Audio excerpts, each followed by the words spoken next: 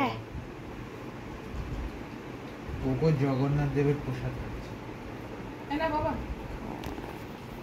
পায়েস ওলে বাবালে বাবা পায়েস ওলে বাবালে।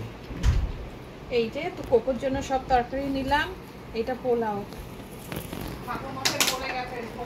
আমাদের ঠাকুরমশাই বলে গেছেন ওকে খাওয়াতে। আবার জিজ্ঞেস করলো ওর বয়স কত হয়েছে, আবার কবে ওর জন্ম নেবে।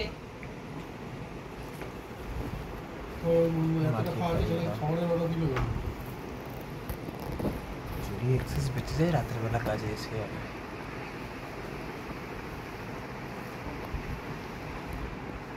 ওটা থেকেই যাবে রাতের বেলা দই খাওয়ার পরে আর ওরা দেখো ওকে নিউ খাবার খাবে।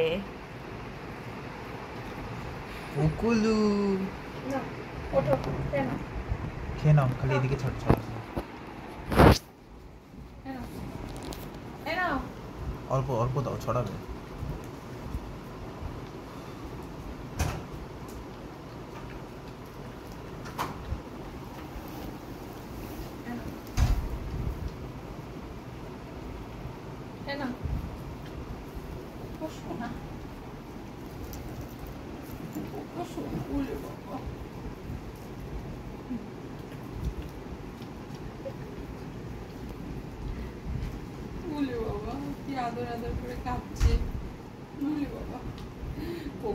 বলে গেছে ঠাকুরমশাই পরের জন্মে কোকো মানুষ হবে।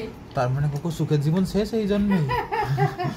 কোকোর সুখের জীবন শেষ। এখান থেকে আমি খেতে থাকি।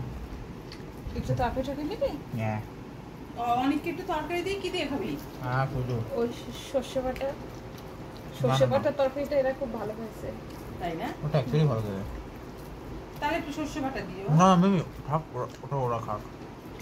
আচ্ছা অনেকটা এই যে বন্ধ করে দেবো। দিয়ে দাও। না থাক কোকো